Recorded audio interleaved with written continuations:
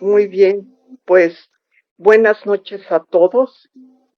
Es un placer para nosotros, ¿sí? Tener hoy nada menos ni nada más que a el director del Servicio Mariográfico Nacional para darnos una charla. uh-huh, y te pediría, por favor, Octavio, sí, que nos dieras, por favor, un brevísimo, uh-huh, este, un brevísimo currículum tuyo, sí, debido a esta mala conexión que tuvimos con el internet, pido disculpas, sí, pero le pido al maestro Octavio Gómez Ramos, jefe del servicio mariográfico, simplemente que nos diga cuál fue su carrera, porque nos interesa también que los chicos sepan de las diferentes licenciaturas, y después dónde hiciste tu maestría y cómo llegaste a ser jefe de servicio mariográfico. Muy buenas noches a todos. Hola, muy buenas noches. Primero que nada, muchas gracias por la invitación. Darme gusto poder estar aquí con nuestro Museo de Geofísica. Y bueno, la presentación rápida, yo estudié la ingeniería en sistemas computacionales allá en mi natal ciudad de Tehuacán, en el estado de Puebla. Y después entré a hacer la maestría en ciencias de la computación en el Instituto Nacional de Astrofísica, la OES.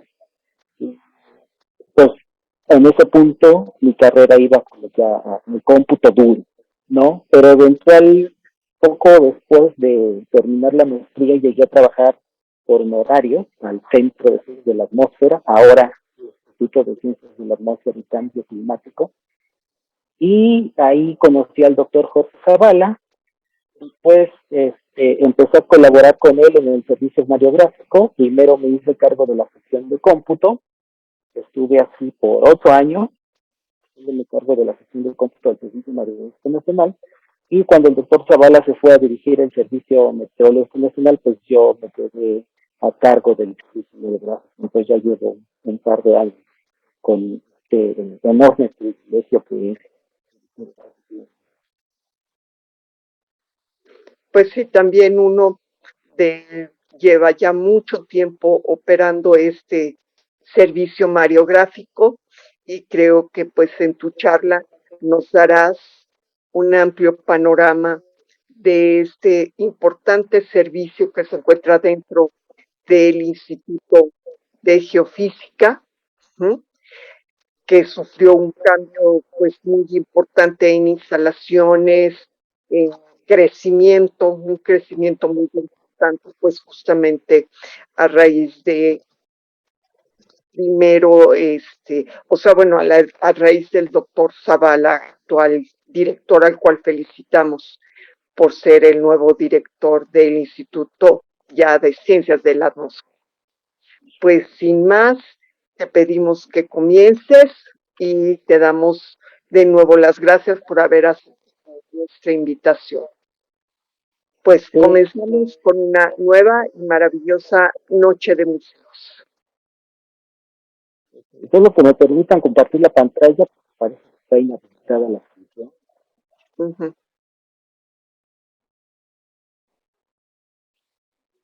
Manuel,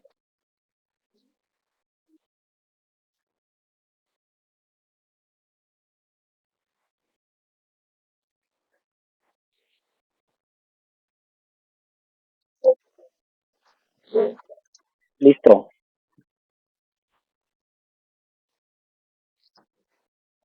Bueno, yo creo que ya deben de estar viendo mi pantalla. justamente ya la estamos viendo, muchas gracias. Bueno, pues esta plática la he titulado Servicio Radiográfico Nacional vigía del mar en costas mexicanas, eh, que sea una plática que les permita comprender muy bien lo que es el proceso mareoso convencional, qué hace, de dónde viene, dónde va. Y pues espero también que el lenguaje que voy a emplear no sea muy didáctico y también les sea muy claro a todas las personas. Viendo y que nos vean también después, ahora con la tecnología ya nos pueden ver on demand en las redes sociales. Pero bueno, entonces, primero quiero empezar precisamente con la palabra que yo elegí para escuchar, la palabra vigía, ¿no? Seguramente es una palabra que para muchos de nosotros es sumamente conocida, una eh, palabra relacionada con vigilar, con cuidar. Entonces, si uno va con una persona, si por ejemplo yo fuera con Octavio Gómez de niño, Octavio Gómez niño, no sé, que será de unos 10 o 11 años, y le preguntaba qué piensa cuando escucha la palabra vigía, probablemente pues, me hubiera contestado, pues cuando escucho la palabra vigía yo pienso en Batman, ¿no? Porque este pequeño Octavio de 11 12 años, tenía esa edad por ahí de los principios de los 90, pues en esa época, este, el, hay un segundito,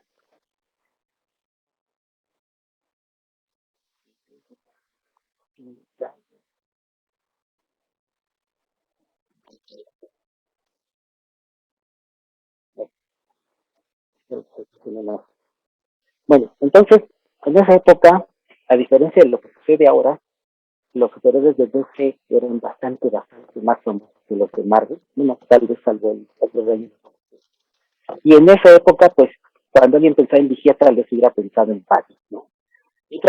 Tal vez otra sección de vigía que hubiéramos pensado, pues es en alguna clase de guardián, ¿no? Como por ejemplo, pues, un perrito guardián en alguna ahorita que nos cuida la casa, pues ya. Y bueno, si tenemos este público que es demasiado joven, que tal vez no esté muy familiarizado con este universo de superhéroes de ese cómic, y está más familiarizado con Marvel, entonces aquí tengo un ejemplo de un personaje llamado The Watcher, llamado Watt, que pues, se dedica a observar los fenómenos que ocurren en la Tierra en teoría sin sobrevivir. Entonces, este punto de partida van a ver más adelante por qué estamos usando este personaje. Pero bueno, ya nos ponemos un poco más serio y vamos a buscar esta palabra vigía en internet, vamos a buscarla en la Real Academia Española, qué es lo que me dice, y vamos a encontrar una definición interesante, la primera que queremos saber, que habla de que es una atalaya, y una atalaya no es la revisita que luego te van a dar los, bueno, ya recuerdo que realizan, te van a dar a la casa, sino atalaya es una torre para registrar o para vigilar el campo o para vigilar el mar, ¿no? Una torre para vigilar al mar. Si nos damos cuenta que en realidad sí hay cierta conexión entre el mar, el servicio mareográfico y la palabra vigía, ¿no? Entonces queda como que adecuada. Y bueno, solamente es una ilustración de lo que es una atalaya, o sea, literalmente una torre donde alguien podría cuidar el mar. Entonces, ahora lo que quiero que comprendamos es cómo se realiza esta vigilancia, cómo es que el servicio mareográfico está vigilando las costas de México. Y entonces para eso les he puesto este GIF, que es pues, una playita, es bastante acogedora, bastante bonita. Y entonces quiero que ahora ustedes se visualicen de pie en esa playa. Quiero que sientan el calor, efectivamente soleado, como verán casi más nubes, los soleados, hace calor. Quiero que en sus pies sientan la arena húmeda, porque ya se están acercando a la zona donde rompen las olas. Quiero que escuchen el sonido del oleaje rompiendo. Y como verán, pues esta playa está completamente vacía, ¿no? No hay perros corriendo o niños jugando. Así que ustedes pueden perfectamente enfocar cada uno de sus sentidos en todo lo que hay en esta playa, ¿no? En oler el olor del mar, sentir la arena en tus pies, el calor en tus piel, etcétera. Ya que están aquí, dicen, bueno, vamos a hacer este ejercicio. Vamos a caminar un poquito hacia adentro del mar, no mucho, hagan de cuenta que tal vez el agua les llegue un poco abajo de la cintura, y entonces ustedes llevan una regla, como estas reglas que usaban los maestros de primaria, estas reglas enormes, llevan una regla enorme y la clavan en la arena, ustedes ya se metieron al mar, el agua les llega más o menos como a la cintura, llevan esta regla, la clavan en la arena, bien derechita, bien fija, y entonces ahora lo que van a hacer es, en una libretita, o en algo que no se estamos metidos en el mar, cada minuto vamos a apuntar en qué altura, con respecto a esa reglita que acabo de clavar en el piso, en qué altura está el mar, ¿no? Entonces yo estoy aquí junto a mi reglita, veo, ya pasó un minuto, veo está en 1.5 metros. Pasa otro minuto, 1.53 metros, 1.58. Cada minuto empiezo a notar dónde está el nivel del mar con respecto a esa reglita que yo clavé en el piso. Y entonces, ya después de estar un ratito ahí apuntando y apuntando, a tal hora había tal altura, a tal hora había tal altura. Recuerden, solamente tenemos dos datos, la fecha y hora y la altura del mar en esa reglita que yo acabo de clavar. Todo lo que tengo no es una medición para nada complicada, no hay que hacer interpretaciones de datos, así como con los GPS, que hay que agarrar la señal, hay que usarla, y dependiendo del procesamiento puede dar resultados diferentes. Aquí no hay nada de esa complejidad, simplemente yo mido dónde está el mar en esa reglita y lo adjunto, y esto lo hago cada minuto. Y entonces ya que estuve midiendo un buen ratito esto, ahora digo, bueno, vamos a hacer una grafiquita, vamos a poner que el eje de la Z es el tiempo, ¿no? Cada uno de los minutos en los cuales yo estuve midiendo, y el eje de la Y es la altura del mar, ¿no? ¿Qué valor? Entonces, a las 11:01 con un minuto, la altura era 4.61 metros. Pongo un punto. A las 11:01 con 2 era, bueno, a las 11:02, ahora es, a las 11:03 es, y empiezo a poner puntitos para cada uno de los valores, luego los uno, y voy a ver una señal como esta, al final, ¿no? Ya después de estar midiendo unos días. En particular, aquí pueden ver que estuvieron midiendo unos cuantos días, del primero al 4 de este mes de noviembre. Entonces, por ejemplo, empiezan a saltar cosas interesantes, ¿no? Ahí vemos que entre un día y otro tenemos una subida y una bajada. Quiere decir que si yo estoy parado en la costa, ahí donde estamos en nuestra costa imaginaria, yo voy a ver que la marea, hay una hora del día en lo que está lo más cerca de la costa, que es, va a ser mi punto máximo de todas estas, y va a haber una hora del día en el que está más lejos, y que esto se repite una vez por día, o sea, cada día hay una marea alta y una marea baja, que sería el pico y el valle, esa señal que estamos viendo nosotros ahí.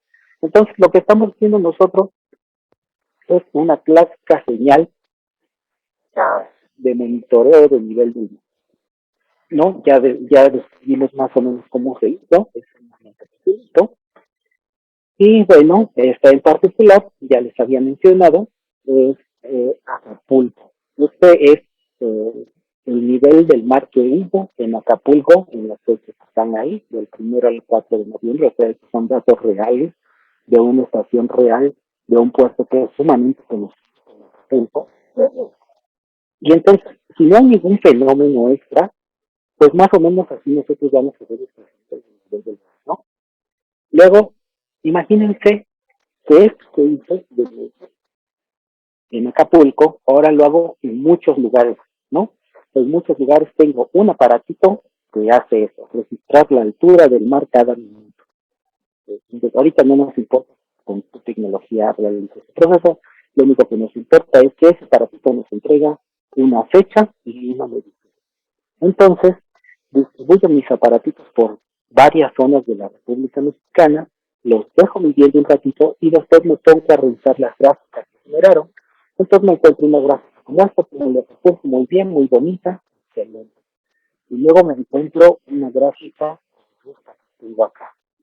Esta gráfica, si vemos, Veníamos con una señal así muy bonita como de Acapulco, ¿no? Subía y bajaba el nivel del mar cada día, y de repente hay un levantón, ¿no? Hay un pico enorme ahí bien raro, luego también tenemos ahí unas frecuencias, ¿no? Y que venía subiendo y bajando poquito, pues, la variación entre cada minuto no era tanta, y de repente sí era mucha, ¿no? Eso se llama altas frecuencias, ¿no? Esos minutitos que se ven en la señal.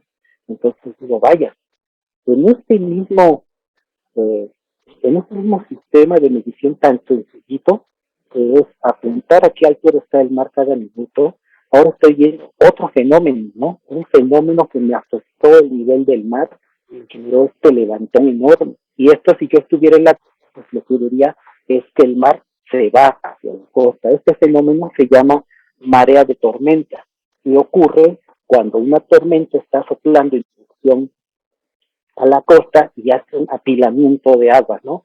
Como si uno agarrara su plato de sopa, le empieza a soplar, pues va a ver cómo la sopa se va a empezar a apilar un poco. Entonces imagínate que en lugar de estar soplando una persona, está soplando un huracán. Entonces pueden generar un apilamiento de agua bastante peligroso para la gente que vive en la zona, y esa es la marea de tormenta. Ahí ya les pongo en el título de libro exactamente qué fenómeno se monitoreó aquí, pero recuerden, el método de medición no ha variado. O sea, simplemente seguimos midiendo alturas del mar y tiempo. Y ya tenemos un fenómeno aquí sumamente interesante que me alteró el nivel del mar. Ahora imagínense, me voy a otra gráfica y me encuentro una gráfica como esta. Nuevamente, veo que mi señal inicia muy bonita, subiendo y bajando. De repente, toda la señal completa se desplaza hacia arriba, ¿no? Ese nivel del mar que yo tengo ahí elevado más o menos entre el 1.8 y el 2.1 metros, debería estar entre 1.4 y 1.8, ¿no? Algo pasó ahí que agarró todo el nivel del mar y no me generó un pico, desplazó todo el nivel del mar normalmente que había ahí y también metió algunas frecuencias altas, como podemos ver ahí al principio del fenómeno. Entonces, ahora lo que estamos viendo es el efecto de un frente frío. Como los frentes fríos tienen una duración temporal un poco mayor que los huracanes, eh, pues el paso por una zona indeterminada es cuestión de horas normalmente, los frentes fríos suelen durar días. Entonces, ese desplazamiento completo del nivel del mar, que igualmente ocurre por el viento y el agua, va a durar de mucho más tiempo. Entonces, aquí no veo un pico enorme, sino que todo mi nivel del mar se levantó mucho más. Entonces yo estoy viendo otro fenómeno distinto que altera el nivel del mar, pero mi método de medición sigue siendo el mismo, ¿no? Mi reglita donde apunto qué valor tiene el mar cada minuto. Ese mismo método de medición tan simple ya me dejó ver dos fenómenos sumamente interesantes. Ahora voy a otra estación y me encuentro esta señal sumamente extraña, ¿no? Como que veo encima de lo que tendría que ser la marea normal, tengo estas ondas enormes, suben y bajan, y pues poquito se van perdiendo, ¿no? Inician grandes y se van perdiendo.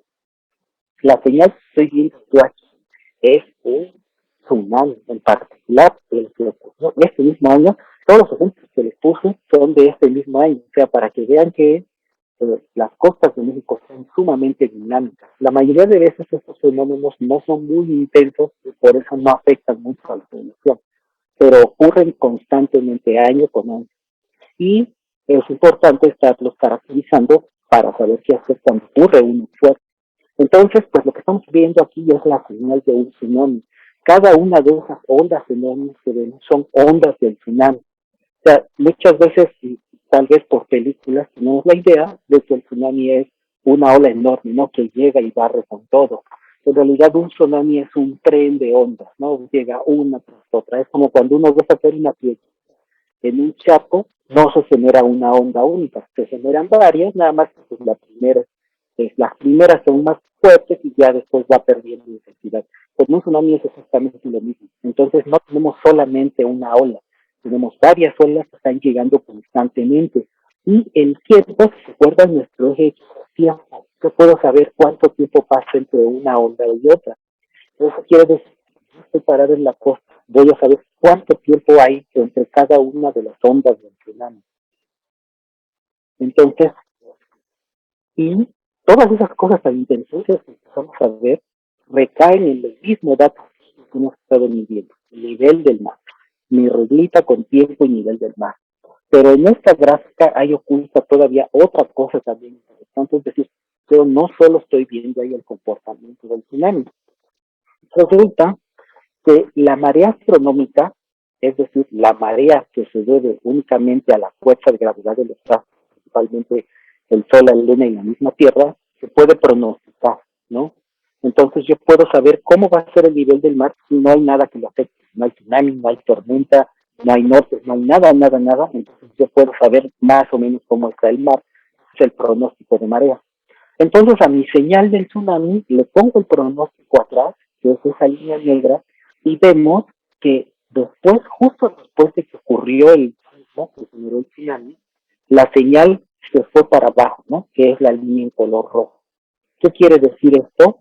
No quiere decir que el mar se haya hundido, quiere decir que el suelo se levantó por acción de, es lo que se conoce como un levantamiento de corteza. Entonces, vean qué interesante. En esta misma señal de nivel del mar, ahora estamos viendo que en Acapulco hubo un desplazamiento de la corteza. El mar sigue estando donde siempre está, pero el suelo se levanta y por eso en mi gráfica pues el mar queda más abajo. Pero en realidad lo que se mueve es la tierra y esto en realidad en Acapulco definitivamente con sismos de gran intensidad, que haya levantamientos de corteza. Eso ya ha pasado con anterioridad y seguirá ocurriendo. Y no solo eso, con el puro dato del nivel del mar se puede estimar de cuánto fue ese movimiento. O sea, en la zona donde estoy viviendo, cuánto se levantó la Tierra. Pues más o menos fue entre 19 centímetros para el evento. Entonces, vean la variedad de fenómenos tan interesantes que tenemos registrados en una única señal que es nivel del mar y bueno, en este caso sí ya apoyados en el pronóstico de marea. Pero pues cualquier persona que esté familiarizada con estos datos de nivel del mar, pues rápidamente se va a dar cuenta que la señal se desplazó y si ese desplazamiento coincide con la ocurrencia de un sismo, pues lo más probable es que haya habido un desplazamiento que se ha originado por el sismo. Entonces, bueno, aquí ya está el levantamiento de cortezas, lo que cada uno de los fenómenos que estoy ilustrando, todos los mismos años. Y luego vamos a aplicar un poquito al fenómeno que vimos hace rato de la marea de tormenta. Está soplando el huracán, me apila el agua en una zona y ¡prum! Genera un levantamiento a nivel del mar, pues se ve allá. Pero ahora imagínense que ya no soy yo midiendo ahí con mis redes, ya es un equipo que está midiendo. Y aparte de eso que mide a nivel del mar, pues tengo una estación meteorológica, ¿no? Un equipo que me va a estar midiendo variables relacionadas con temperatura, humedad, viento, etcétera, etcétera. Y entonces puedo tener gráficas como esta, ¿no? Puedo ver, por ejemplo, cómo varía la presión atmosférica, cómo varía la temperatura, cómo varía la velocidad del viento, que evidentemente el pico del viento pues está en el momento del pico del nivel del mar. Y entonces, ¿qué es lo que sucede acá? Estamos caracterizando mejor el evento, ¿no? Ya vimos cómo afecta el nivel del mar, pero también podemos ver cómo afecta la presión ambiental, afecta la temperatura, afecta la humedad, etcétera, etcétera. Entonces, como les había comentado, la importancia de caracterizar un fenómeno es para saber qué hacer cuando se presenta una emergencia. Bueno, también si agarramos el ejemplo del tsunami de Acapulco, que les acabo de enseñar, y el desplazamiento de las terrestres, ahora imagínense que en esa misma ocasión, donde mira el nivel del mar, donde mide meteorología, ahora también pusimos un sensor GPS. Un sensor GPS lo que nos va a medir es posición en el espacio. Si yo me muevo ya sea horizontal o verticalmente en cualquiera de las dimensiones, ese GPS lo va a registrar. Entonces, aquí en la gráfica que está del lado derecho, fue elaborada por el Laboratorio de Geodesia Digital. En la parte inferior derecha, en un satélite, podemos ver precisamente los datos de este fenómeno. Entonces, normalmente cuando vemos algo como el nivel del mar, pues es muy útil tener un segundo sensor que mide una variable relacionada que confirme, ¿no? Que me diga, no, no fue el sensor de nivel del mar que se va a perder en el momento del sismo. Realmente el GPS también fue un levantamiento de la corteza, también de la misma magnitud que estiman los datos del nivel del mar. Entonces, tener esta clase de sensores, aparte de ayudarnos a caracterizar los fenómenos, también nos ayuda a comprenderlos y a visualizarlos, a saber que efectivamente estos cambios no se deben a una falla en el sensor, porque también puede haber fallas en el sensor que parezca que son algún fenómeno y en realidad no. Entonces, por eso es necesario tener varios sensores monitoreando. Y bueno, ya habiendo visto ese ejemplo, pues creo que ya ha sido muy gráfico de cómo sería el nivel del mar, más o menos, de un modo muy básico, y luego qué es algunas de las cosas que yo puedo ver en esa señal del nivel del mar. Pues entonces ahora sí les voy a presentar lo que es una estación de monitoreo del nivel del mar. Como verán, las estaciones pues, son como unas pequeñas, ¿verdad? Las estaciones deben estar dentro del mar, no pueden estar en la costa. Nuestro ejemplo no era tan realista realmente. Una estación hidrográfica requiere de cierta profundidad para poder registrar los eventos. Porque imaginen, recuerden la señal del tsunami. Vimos que hay una subida y una bajada. Eso en costa significa que el mar se sale de costa o se retira. Si yo estoy viviendo en una zona que no es muy honda, pues voy a perder el fenómeno, ¿no? Hay un punto en el que ya me quedé seco, ya me quedé sin agua, pero resulta que todavía se retiró mucho más. Entonces, por eso la idea es monitorear en zonas que son más o menos profundas, de tal manera que pueda captar la magnitud completa de la mayoría de fenómenos. Aparte, como el nivel del mar es nuestra variable más importante, debemos tener más de un sensor midiendo el nivel del mar. Normalmente cada uno de estos sensores tiene tecnologías diferentes, pero al final le entrega lo mismo que en el centro, ¿no? Una fecha hasta el minuto con su valor de nivel. Entonces, ahí lo que nosotros utilizamos es el sensor de radar y el sensor de flotador, son los principales. El de radar lo podemos ver ahí en la imagen, eso es la estación de Veracruz, estoy colgando en la parte central, y pues como su nombre lo dice, es el radar, ¿no? Emite la señal, y mide cuánto tiempo tarda en regresar, y ya con eso se convierte a la altura del nivel del mar. El sensor de flotador, pues es básicamente un elemento flotante, sube y baja junto con el mar, y pues eso es lo que registra digitalmente. El flotador también hay presión. Entonces, lo que se busca es que todas las estaciones tengan al menos dos sensores de. Luego también van a ver ahí en una torre larga. En la parte superior de la torre es donde se ponen el equipo de monitoreo meteorológico, los sensores de presión, seguridad, y muchos de estos arrojan más de una variable. Por ejemplo, el sensor de viento suele arrojar más de una variable relacionada con el viento, ¿no? Como la dirección de la nube. Luego también está la transmisión de datos, ¿no? Todos los que están en la cosa tienen que llegar a sus necesidades, que es lo que está permitiendo funcionar. Entonces nosotros tenemos transmisión por medio del satélite GOE, en muchas administraciones, no en todas, pero en muchas el satélite GOE.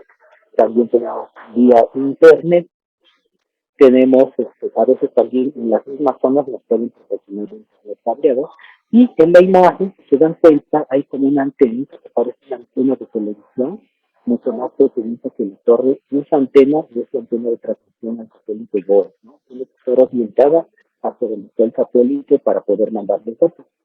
Luego también ya habíamos visto que cuando tenemos fenómenos sismotectónicos, el nivel del mar pasa a comportan por GPS, y ese la estación de Veracruz lo vemos como ese anguito en la parte superior de la estación, ¿no? Ese anguito que está junto a la antena de transmisión, ese es la antena del sector GPS.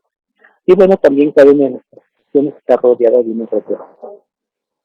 Y bueno, aquí lo que tenemos es lo que es la red del servicio hidrográfico nacional en la actualidad. Tenemos las 12 estaciones de Pacífico y en el Golfo para un total de 7 estaciones de mar. Y bueno, en la parte inferior pues, está la página web del servicio hidrográfico. Ahora, con esta introducción me parece que ya entendimos muy bien la variable que estamos monitoreando, algunas de las que podemos registrar, que contienen la estación de monitoreo, cuántas hay, ¿no? ¿Dónde están? Ok, entonces, todo es de dónde viene, ¿no? Bueno, esta historia es breve, pero interesante. Aquí hago una recapitulación muy rápida, no voy a leer todo, ¿eh? Pero vamos a mostrar hechos claves que en 1939 inicia la Segunda Guerra Mundial, muchos autores señalan como la Segunda Guerra Mundial. Luego nos vamos a 1942, cuando México entra formalmente a la Segunda Guerra Mundial, o cuando México declara este estado de guerra, en el 42, y ese mismo año México se alía con Estados Unidos y crea una entidad llamada Comisión México-Norteamericana de Defensa Conjunta, ¿no? Vamos a reunirnos, vamos a planear cómo defendernos en conjunto y vamos a tener acciones. Entonces, una de las acciones que se planeó, evidentemente, la información, era los mapas de territorio. Entonces, todos los mapas pues necesitan puntos de referencia y pues en esa época obviamente no existían de así que normalmente se usaba como punto de referencia el nivel medio del mar. Y para obtener este nivel medio del mar, pues lo que se hace normalmente es poner a medir el nivel del mar durante un año y ya después lo calculamos. Entonces, ese mismo año, estamos en el 42, recuerden, esta, tanto la Secretaría de la Defensa Mexicana y la Interamerican Navy comienzan en Tampico a monitorear el nivel del mar, ¿no? Ahí donde ponen la primera estación de monitoreo en el 42, luego ahí les puse en el segundo punto cómo van avanzando, Coatzacoalcos, Progreso, Acapulco, Mazatlán, Paz, La Cruz, Puerto, en el año 2052. Pero resulta que en el 52, pues ya tenía mucho que la guerra había terminado. También ellos ya habían usado la red para lo que querían, que era para obtener el nivel del mar y usarlo como punto de referencia para los mapas. Entonces, pues lo que decidieron es ceder la red a la UNAM, ¿no? A la Universidad de UNAM. Lo suben la red en 1952 y la UNAM, a ese mismo año, a su vez, se lo cede al Instituto de Conservación y Mantenimiento. Y entonces es en ese año que la elección de 1952, que ya es con bastantes años. Y bueno, simplemente fue un ejemplo de cómo era la estación, cómo era la red de monitoreo a mediados de los 60, cuando yo era parte de la UNAM. Y estos mapas siempre se me han hecho muy bonitos, son mapas hechos a mano, ¿no? No había computadores para los mapas, y estos mapas, aunque se hacían con plantillas, ¿no? Para y para el texto, pues están hechos a mano y también están coloreados a mano. Se me hacen muy interesantes estos mapas. Bueno, aparte también muestran cómo era la red de monitoreo en el Pacífico, como imagínense, mediados de los 70. Bueno, entonces ya vimos cómo opera el ser, de dónde viene, por qué se creó, el servicio radiográfico es uno de tantísimas cosas que se generan a raíz del conflicto bélico. Y bueno, ahora lo que vamos a ver ya es propiamente actual. ¿Qué es lo que hace? Entonces, el servicio tiene un conjunto de tareas básicas, ¿no? Tareas que hay que hacer. Ya si se puede hacer más de eso, pues obviamente sí es debido, pero sí tenemos un conjunto de tareas que hay que hacer. Acá. Una, pues evidentemente es el registro de los datos del nivel del mar, ¿no? Y aparte, que sean datos de calidad. También, obviamente, el cuidado de la red, ampliación y actualización. Otra cosa que hacemos anualmente es los pronósticos de manera astronómica, por ejemplo, que teniendo un año de monitoreo más o menos de una zona, que ya puedo generar un pronóstico de cómo sería la marea si no la alteraron los fenómenos. Entonces nosotros publicamos anualmente pronósticos de manera astronómica para las zonas en las que se monitoreo, para zonas históricas.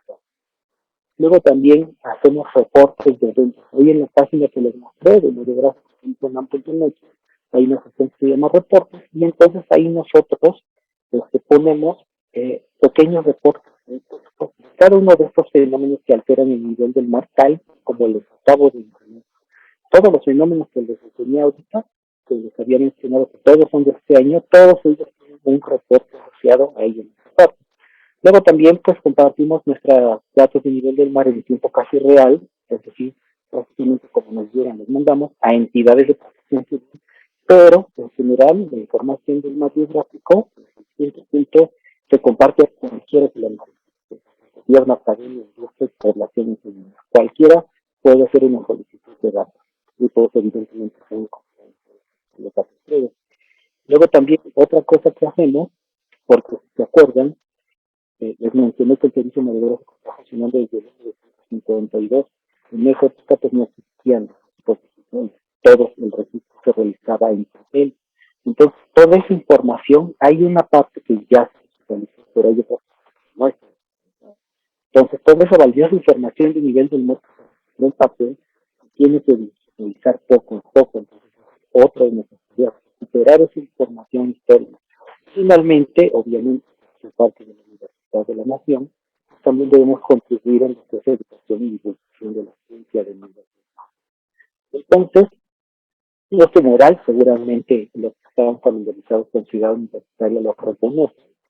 Está en la parte sur de la torre de rectoría, y debajo les puse el nombre completo de este mural, fue realizado por David Alfaro Siqueira, y básicamente lo que ilustra es la retribución que la universidad tiene que hacer el pueblo, ¿no? El pueblo a la universidad al pueblo.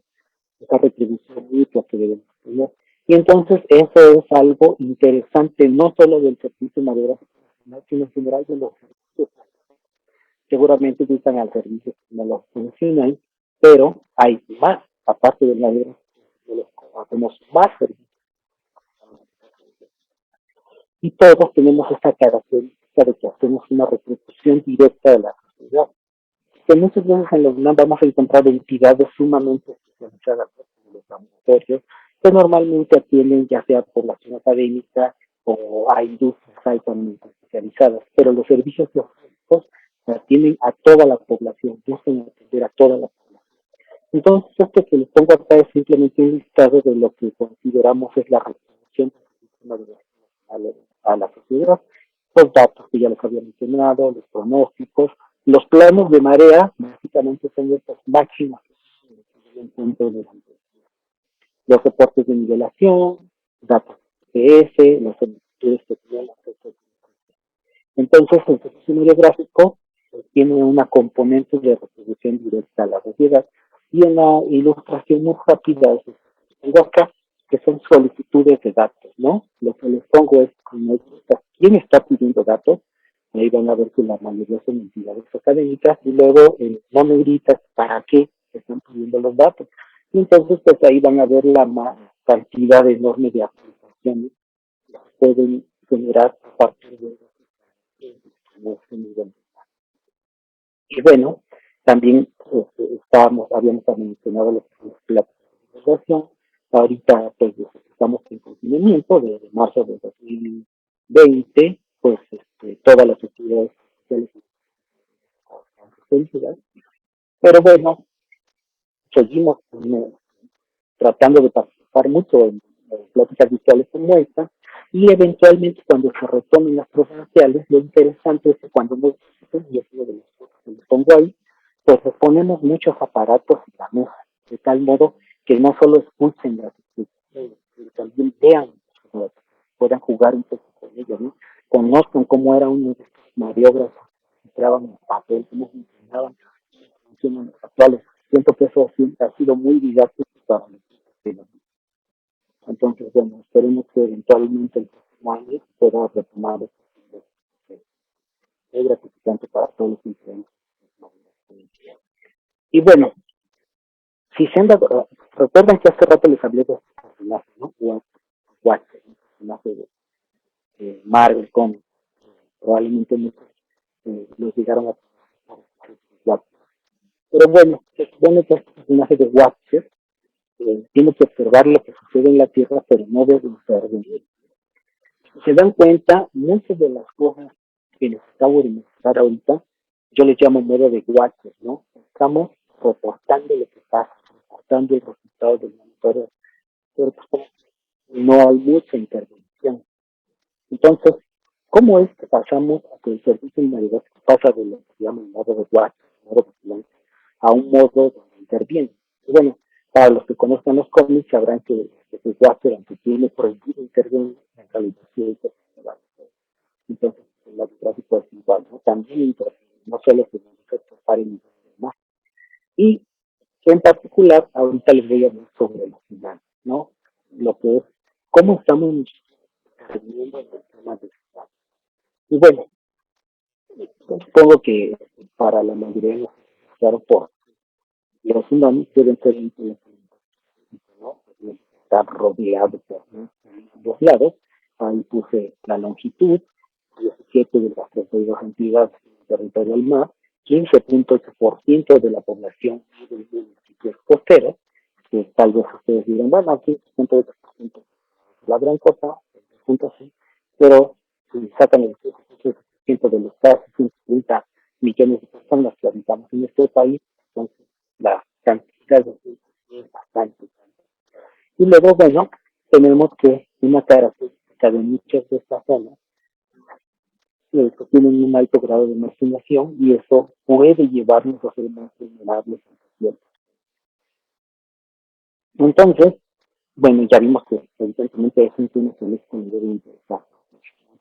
Y vamos a brincar a esta entidad que no sé si muchos conozcan su existencia, se llama Sistema Nacional de Alerta de Tsunami, fue creada en 2012 por decreto de medidas de la Tierra y está formado por varias entidades que ahí se lo y en negritas se pongo de pues la UNAM, ¿no? La UNAM es una de las entidades que forman parte del de la y en particular los que participamos en el final de el Servicio Nacional y nosotros.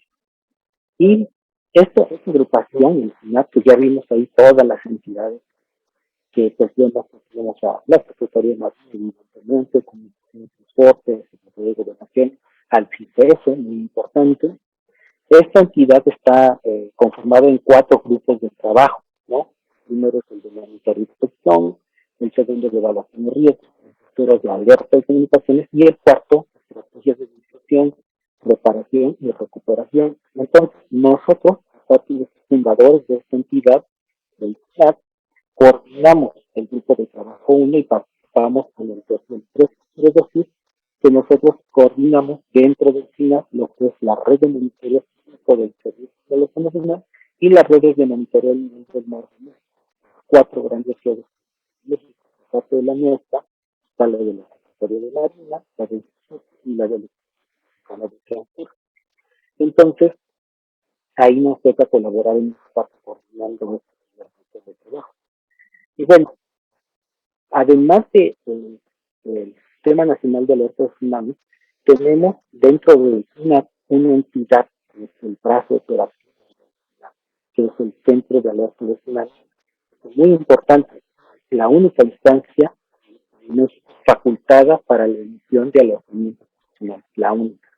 El Centro de Alerta de Tsunami que depende de la Secretaría de Marina. Y entonces ahí en ese del lado derecho, pues cómo participamos tanto el Servicio Nacional como básicamente con el envío de datos. El Servicio Sismológico, además de datos, pues envía la información de la ubicación y la magnitud. Y entonces ellos juntan esta información y la usan en modelos numéricos para estimar y cómo podría ser la afectación por este tsunami y emitir un boletín. Recuerden que solamente el final esto tiene la facultad de México para emitir boletines de tsunami y en realidad acceder a estos boletines es solamente fácil. Es una aplicación llamada Tsunami NX, hay para teléfonos, uno la baja, ya puede recibir todos los boletines que emite el país. Y bueno, entonces ahí los participamos dentro de nuestros tsunamis, ¿no? Luego también, parte de esta, el CAP, que es una cuestión operativa, ¿no? También tiene otra componente que es más de y en particular está este proyecto llamado el proyecto SAPE, que es de evaluación de el riesgo asociado a grandes terremotos. Es un proyecto muy grande en conjunto con el gobierno de Japón y el Servicio Meteorológico Nacional participa en lo que es el de modelación numérica, ¿no? Como que ya estamos muy metidos. Entonces también participamos en este proyecto. Simplemente me pongo saber más de tres, ahí está la página web, y del lado izquierdo pues un pequeño dibujo, ¿no? De los tres recuerdan, el SNAP estaba en 4 grupos, aquí SATRES está en 3 grupos, pero pues es una cuestión muy parecida. El primer grupo de trabajo es el que se encarga de todo lo que es monitoreo con sensores. El segundo grupo de trabajo se encarga de los modelos numéricos con base en esta información. Y el tercer grupo es el que genera ya proyectos, ¿no? Como mapas de innovación, planes de evacuación. Entonces es un proyecto sumamente interesante. Vamos a ver ahí en esa práctica. Y bueno, finalmente todas estas colaboraciones pues, nos han permitido que en el servicio medigráfico desarrollemos una era la modulación numerizada tsunami. Entonces, por ejemplo, si hablamos del tsunami, que por ser mito público, que les había mencionado, provocó que el levantamiento de las cortezas, pues aquí en la izquierda tenemos la simulación del evento. Afortunadamente es un evento de muy magnitud, entonces pues no hubo realmente afectaciones. De la izquierda está la digamos, visual, del lado derecho tenemos la línea en color negro, lo que dio el mariógrafo, y la línea en color verde, lo que simulamos, ¿no? Entonces, no es completamente más o menos ahí, ¿no? Y pues ustedes imaginarán, estas son herramientas solamente como la toma de decisiones tanto del momento como para estudiar el fenómeno y estar preparados para cuando ocurra después. Todos los fenómenos que se mencionado van a seguir estos pasos.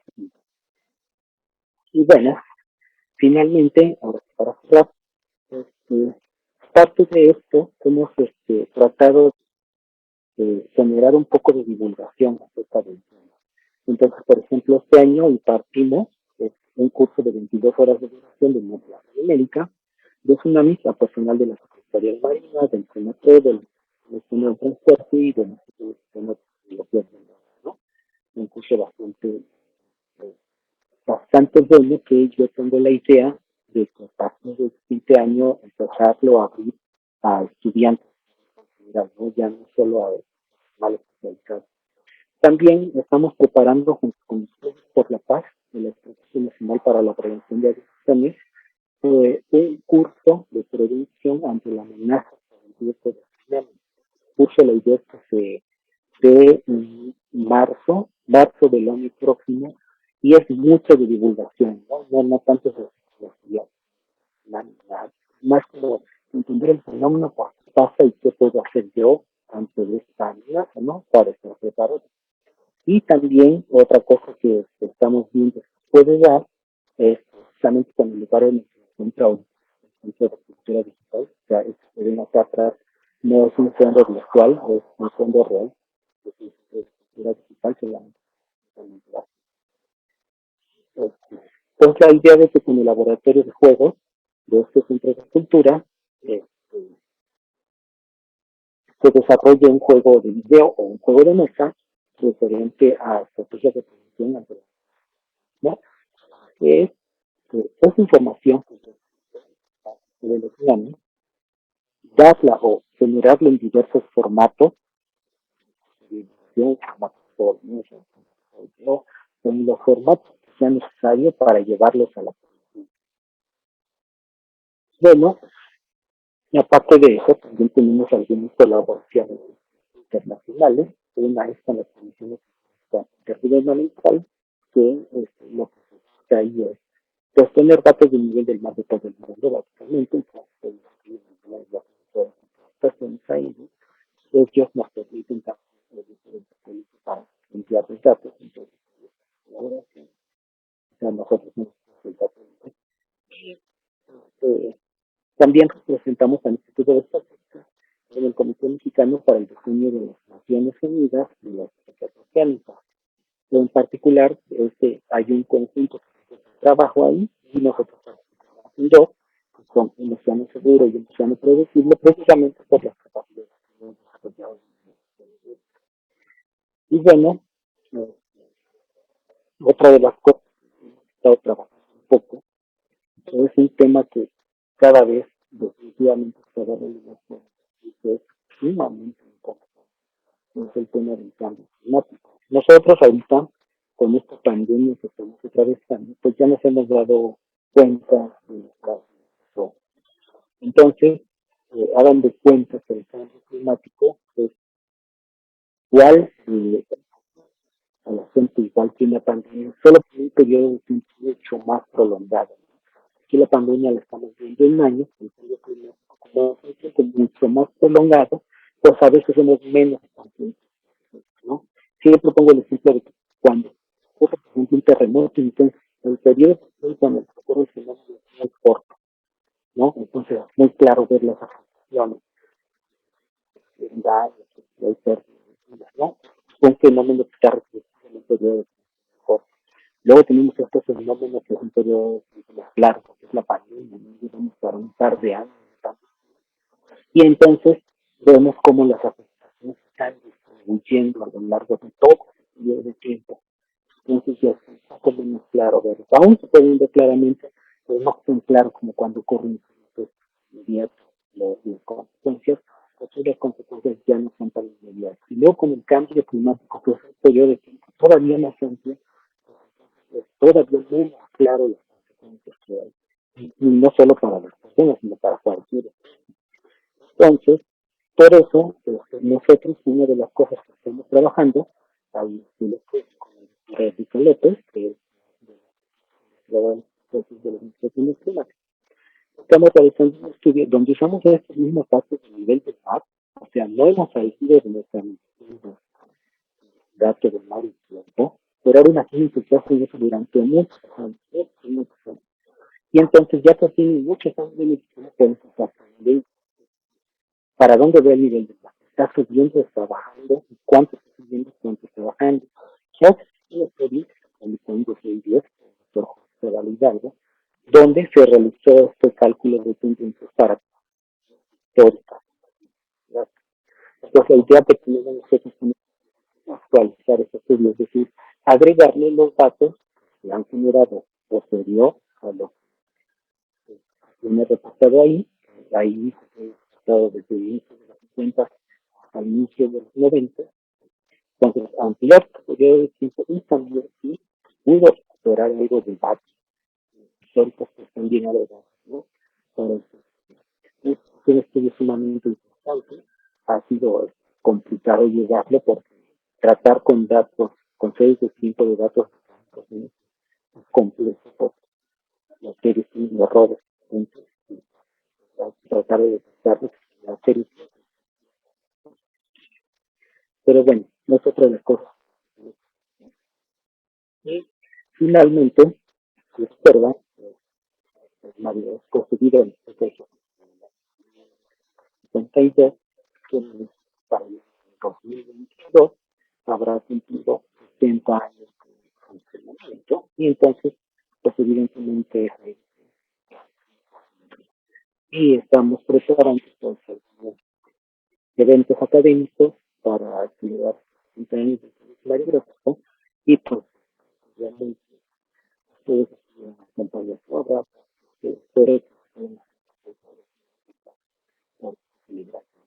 Y bueno, finalmente, ahora sí, ahí les dejo las dos redes sociales, Twitter y la página. Muchísimas gracias. Pues muchísimas gracias, Octavio. Nos diste un panorama pues muy amplio de lo que es el servicio mariográfico, ¿no?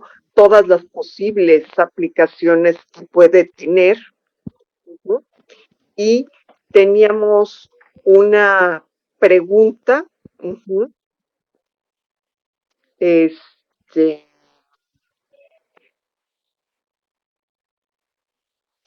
es sobre el cambio climático global. ¿El nivel del mar se ha elevado? Eso depende de qué zona. Que el mundo no se comporta igual. Hay zonas donde ha disminuido y hay zonas donde se ha elevado. Pero el efecto del cambio climático, que es principalmente aumento de temperatura, genera expansión en el nivel del mar y eso genera una elevación.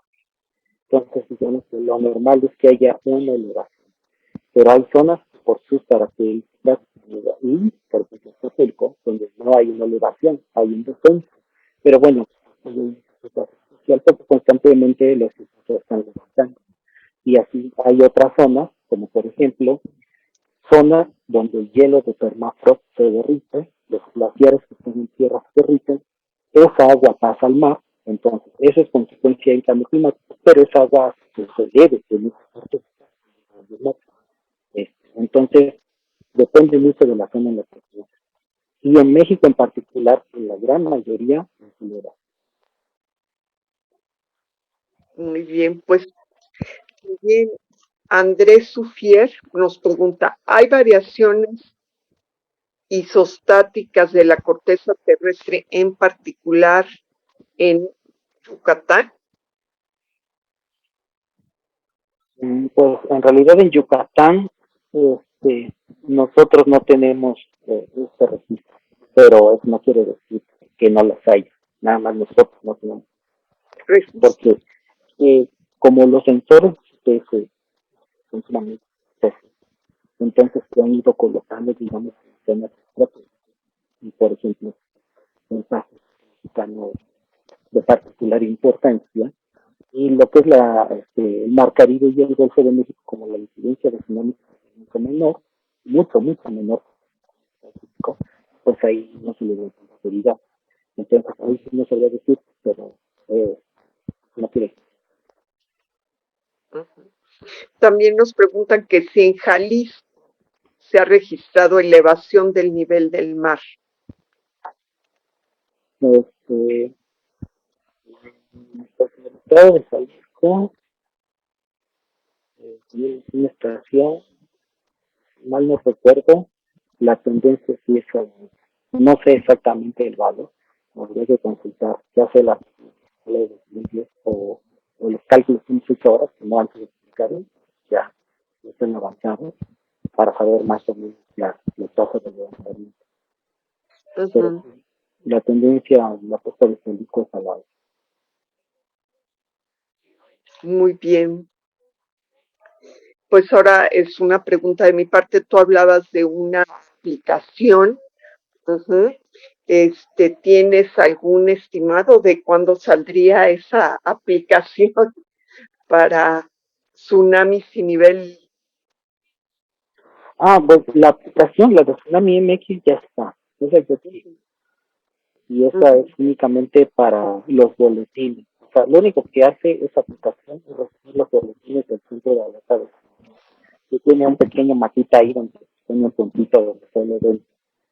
Es básicamente para lo que funciona. Esa yo. Y a nosotros sí nos gustaría en el futuro presentar algunos productos que contribuyan, que como habíamos quedado que la única instancia utilizada para emitir alertamientos es Uh-huh. el CAT, el Centro de Alerta de Tsunamis, nosotros lo que hacemos es contribuir con ellos y darles más herramientas para Uh-huh. Ahorita, ¿con cuántas estaciones cuentan ustedes? ahorita tenemos 27 estaciones en total Uh-huh. y estamos viendo si podemos instalar una más en Dos Bocas. Como Uh-huh. sabrán, es de interés para el gobierno Sí. actual en Dos Bocas, el nivel del mar, que pues, como es una región que está muy baja, puede ser muy difícil.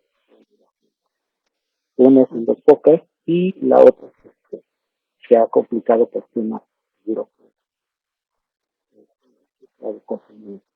Entonces, ahorita son 27 con la posibilidad de que sean 29, tal vez dentro de 1 o 2 años. Y también la Marina tiene estaciones. Sí, en México hay 4 grandes redes. La más grande de todas es la de la Secretaría de Marina. No recuerdo cuántas son, pero son más. Uh-huh. Y de ahí seguimos nosotros. Luego sigue la red de los ICS, nada más que el ICS monitorea únicamente la península de Baja California. Resulta que en los 70 hubo un acuerdo entre el ICS y los servicios para descentralizar parte de la operación. Y entonces al ICS le corresponde monitorear toda la península y al Mario Bras por lo demás. Por eso es que nosotros solamente tenemos una estación en la península luego está la red de monitoreo del INE, que en su momento fue una red muy grande, pero tuvo problemas económicos muy fuertes y pues se degradó en más del 80%, ¿no? O sea, más de un 80% de los eran cerca de 50, se perdieron. Ya. Y me imagino que también, o sea, recibirán ustedes, o sea, porque los tsunamis no solo nos pueden afectar los sismos que se generan en México, sino los que se generan también, pues, pueden llegar hasta de Japón, ¿no? Sí, Entonces, reciben esta red de alerta, recibe también los datos de estas alertas de tsunami. sí, sí, sí.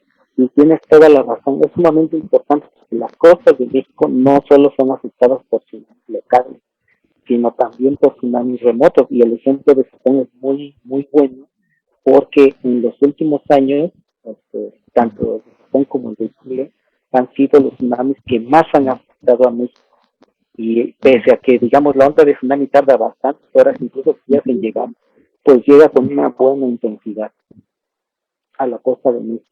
Entonces, sí, en el centro de alerta de tsunamis está la capacidad, principalmente por el acceso que se tiene al centro de monitoreo norteamericano, Ujú, de estos tsunamis lejanos. Y ellos también tienen, porque el modelo que tienen allí en el CAD es probabilístico, quiere decir que ellos simularon muchísimos escenarios, de tal modo de que cuando ocurre un nuevo evento dicen, ¿cuál se parece más a este? Entonces probablemente sea lo que pasa. ujú, Entonces, así es como funciona y nosotros lo que hemos estado trabajando un poco es en esta modelación que permita generar individualmente cada uno de ellos. Y bueno, también simulamos en su momento el de Japón. ujú.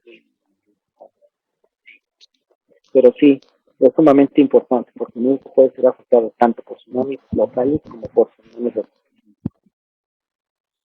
Muy bien. Pues bueno, creo que ya no hay más preguntas, Manuel.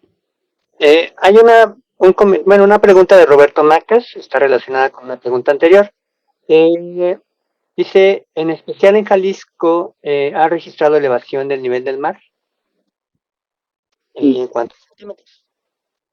híjole, esa sí se la lo le recomiendo que busque el artículo de 2010 de Cabala Hidalgo, y ahí le va a decir cuántos, Bueno, no son centímetros, son milímetros, ¿no? Es normalmente lo ujú, que se reporta. Ya a lo largo de varios años, pero para buscar el valor exacto, pues, si la tendencia la alza. Pero recuerden que todos estos fenómenos, la elevación, tiempo de tormenta, muchas veces son muy locales. O sea, y como me están afectando a mi salud, puede ser que en mi estado completo no sea igual a. Entonces es sumamente probable que no sea igual. Entonces por eso es importante monitorear cada uno de estos lugares, que muchas veces se comportan de un modo muy. Tal vez en todos hay tendencia a la alta, pero en ninguno es más y en algunos es menos. Entonces, no se puede generalizar nunca por una zona. Por eso es importante tener muchos puntos de monitoreo para poder caracterizar bien eso. y la otra pregunta, bueno, también están monitoreando la temperatura del mar, ¿no?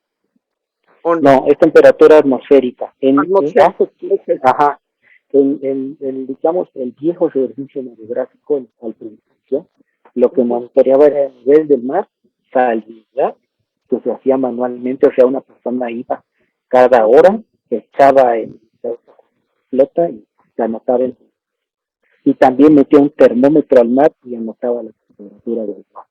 Bueno, temperaturas superficiales. Eso se hacía antes. Ahorita no se hace, ahorita se mide temperatura atmosférica, pero la verdad yo de que en algún punto se retome. Solamente que ya invertir en por un monitoreo y pues, ¿no? invertir en los equipos es complicado. Pues. Exacto. Bueno, pues no sé si hay algún otro comentario. Pues a mí me gustaría hacer una pregunta que nos han hecho de repente en el Museo de Geofísica cuando teníamos visitantes de manera presencial. Para que nos responda, por favor, la voz del experto, ¿no? ¿Hasta dónde puede llegar un tsunami en las costas mexicanas? Nos llegan a comentar o preguntar si puede llegar a la Ciudad de México, ¿no? Como en las películas que llegan a mostrar, ¿no? Escenarios tan catastróficos. Bueno, que llegue a Ciudad de México muy difícilmente. En realidad, la orografía de México, todas las montañas, valles, ¿no? Pues, efectivamente, ¿no? Pero en realidad sí hay una respuesta a eso. Y la respuesta es, hay que echarle un ojo a los catálogos, ¿no? O sea, todos estos registros históricos de los tsunamis que han pasado. Y van a encontrar que hay tsunamis que sí han entrado kilómetros, pero kilómetros, no, ni siquiera, tal vez menos de 20 kilómetros, poco más de 10 kilómetros. Entonces ya un tsunami sumamente intenso, sumamente histórico. En la era moderna no hemos tenido,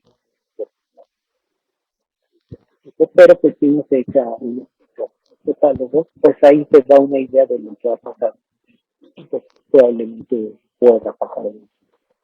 Entonces sí, algunos cuantos kilómetros puede penetrar, llegar a la Ciudad de México.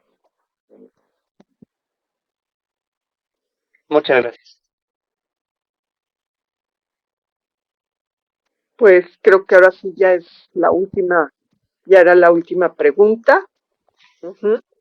Pues de nuevo volvemos a agradecer muchísimo, Octavio, tu interesante plática.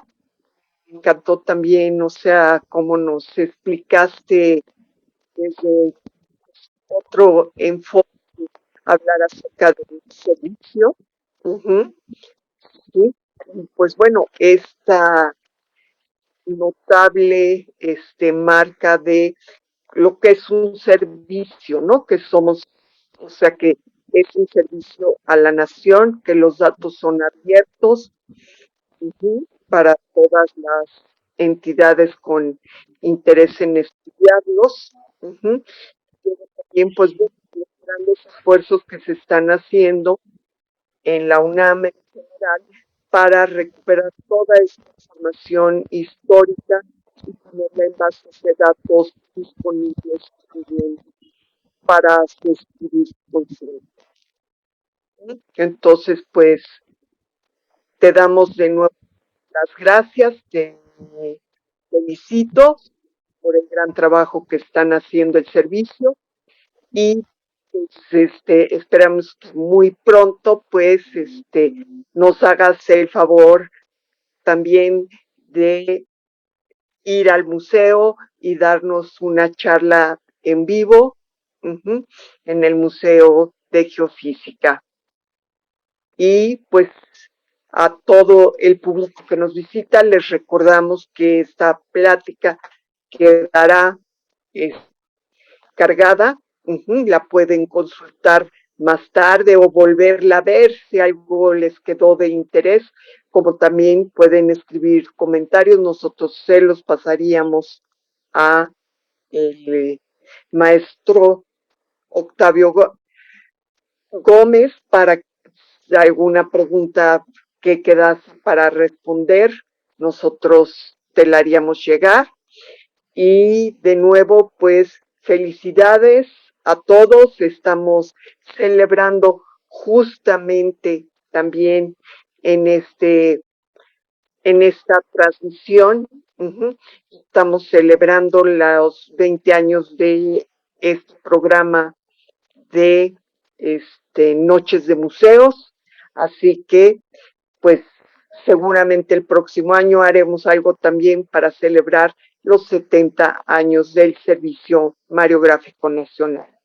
Un abrazo a todos, hay que seguirnos todavía cuidando un poco y que muy pronto pues tengamos la oportunidad de poder vernos y en el museo vean algunos documentos de Mariográfico Museo, ¿sí? Con los que se empezó, como también pues, los invitamos a que visiten sí, programen su visita al Servicio Mariográfico Nacional.